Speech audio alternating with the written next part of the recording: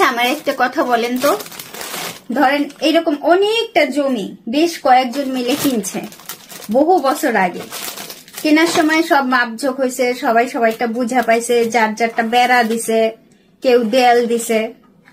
এখন আইসা বলতেছে আপনার জমি বেশি আছে, আপনার যতটুকু বেশি আছে সেটুকু আমি নিয়ে নেব। আর একজন এসে বলতেছে, এখন কথা হচ্ছে তার জমি কি কম পড়ছে? হ্যাঁ, যদি তার জমি কম পড়ে, আজকে এইটুকু একটু আলোচনা করবো। আজকে অনেক অনেক সবজি কিনছি। হ্যালো, আসসালামু আলাইকুম, আমি পরিকল্পনা সাউথ কোরিয়া থেকে। আজকে অনেক রান্না বান্না হবে, তার সাথে হবে আজকে একটু আপনাদের সাথে আলোচনা, বলতে পারেন সমালোচনা। এই হচ্ছে খুমনামুল বলে এটাকে কোরিয়াতে, ঠিক আছে? বিন স্প্রাউটস, ছোট্ট ছোট্ট গাছ, প্রচুর রান্না বান্না হবে। এই যে গাছগুলা, এইগুলা রান্না করলে পরে হয় কি, রান্না করার সময় এই যে গোড়াটা যদি ফেলাই দেওয়া হয় সবচেয়ে বেশি সুবিধা হয়। ওই না তো বাবা, জিও আসছে এখন, ময়লা ফেলাই দিয়ে আসছে বুঝছেন ঘরের, তো এইগুলো ফেলাই দিলে বেশি ভালো হয়। গোড়াগুলা তো ফেলাবো না, আমি দিয়ে দেবো। এত বাসে কিনা, বাসলে সুবিধা হয়, ভালো হয়, বাসার তো টাইম নেই। তারপরে আরো অনেক কিছু কিনছি। এটা আমি পানি দিয়ে ভিজাই রাখবো, 30 মিনিটের মতো পানি দিয়ে ভিজাই রাখতেই হবে। এটা অবশ্যই ঠান্ডা পানি, ঠান্ডা পানি দিয়ে 30 মিনিট ভিজাই রাখবো। তারপরে আরো কি কিনছি দেখেন, এই হচ্ছে মিনারি। মিনারি, আমি মিনারি শাকটাকে অনেকটা আমি বলি যে আমাদের দেশে হেলাঞ্চা শাক বা মালাঞ্চা শাক, যেটা তিতা তিতা শাক আছে না, ঠিক ওই রকম কিছু কিছুটা লাগে। তা আমি 2টা আটি কিনছি মিনারি শাক, ইমার্ট থেকে কিনছি 2টা আটি। কারণ এখানে শুধু শাক দেবো, ডাটাগুলো থাকবে, ডাটাগুলো আমি রান্না করে খাবো। আমার না কি ভালো লাগে এই ডাটাগুলো, এরকম দেখাইলো প্রচুর নরম। আরো একটা আছে এখানে। আর এই পাশে হচ্ছে যে হেঙ্গি ফসল, মাশরুম। একটা লাগছে মাশরুম কতটুকু দেবো, একটা দিন আপনাদের দুলাভাই খাবে, দুলাভাইয়ের জন্য বিশেষভাবে এই মাশরুম গুলো গোড়া কাইটা নিয়ে তারপরে দিব, ঠিক আছে? আমি এই শাকটা একটু বাইছে নিই। এখন কথা হচ্ছে, আসেন আজকে জমির ব্যাপারে আলোচনা করি। অনেকে হয়তো বলবেন যে আপু আজকে কি আলোচনা করলেন।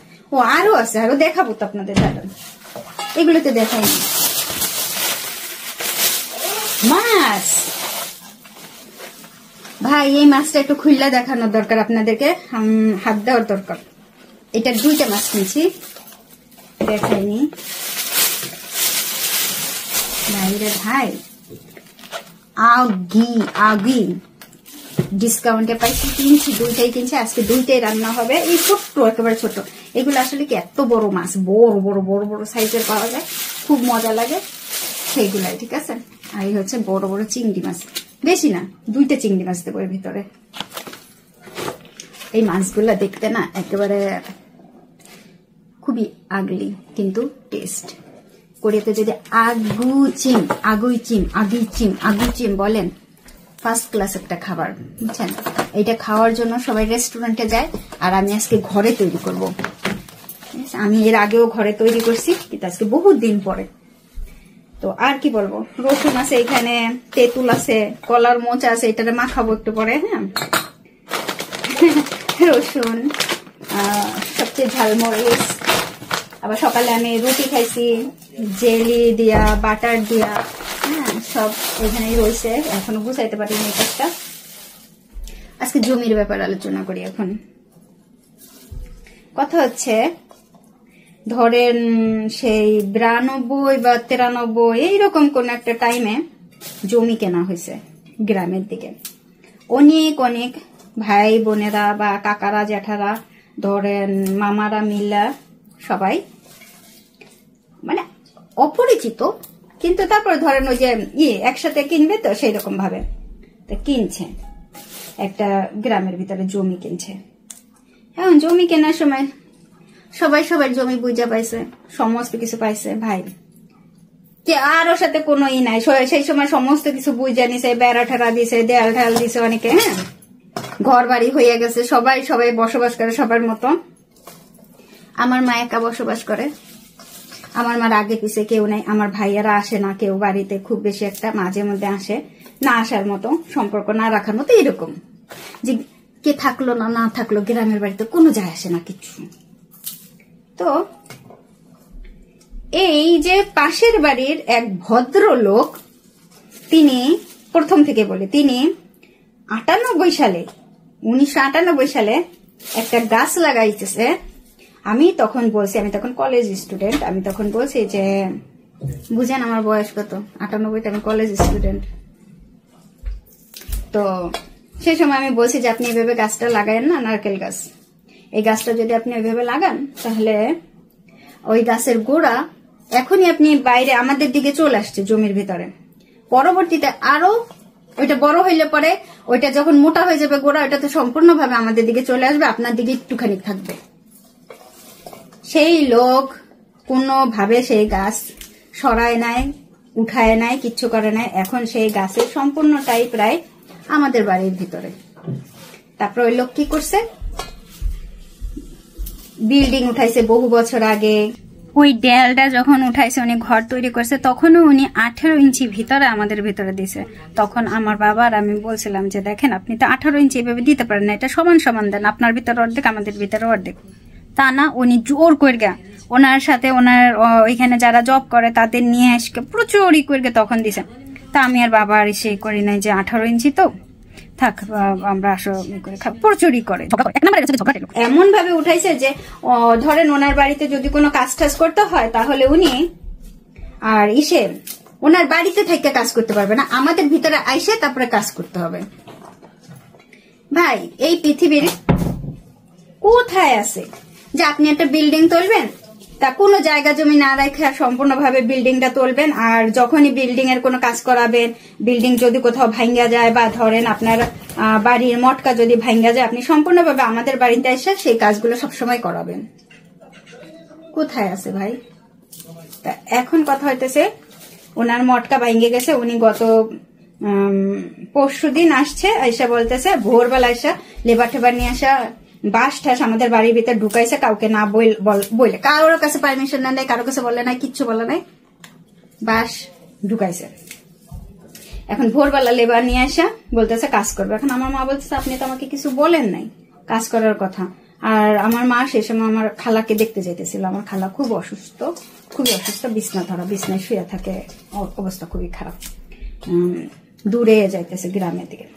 ঠিক ওই সময় ভোরবেলায় আমার মা বলছে না এখন কোনো হবে না, আপনি যান, আর আমি পরে এসে আমি দেখবো।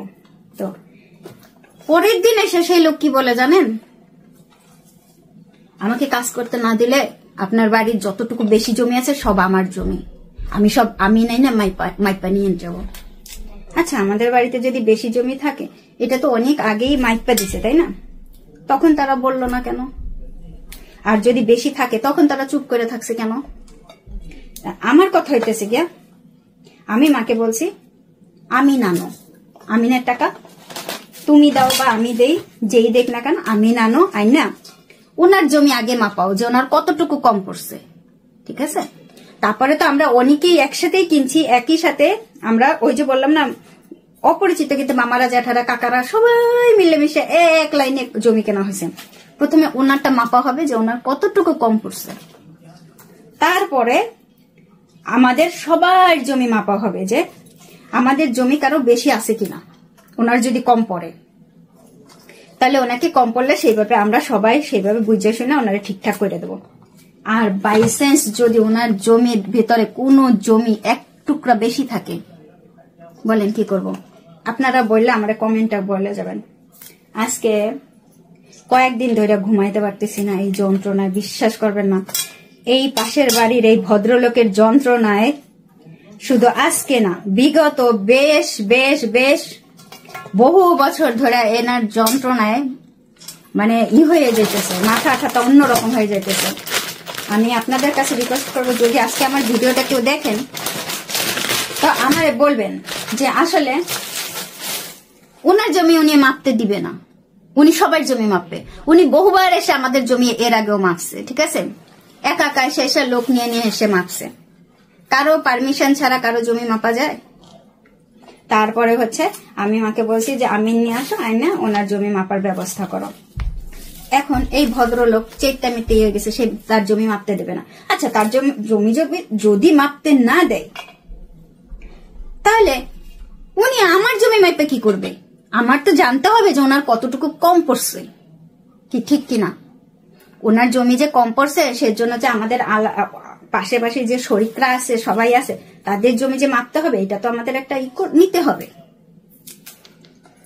এই ভদ্রলোকের যন্ত্রণায় বিশ্বাস করেন, আগেও বহু লোক বহুভাবে চেষ্টা করছে এনারে কিছু করার জন্য, কিন্তু পারে নাই।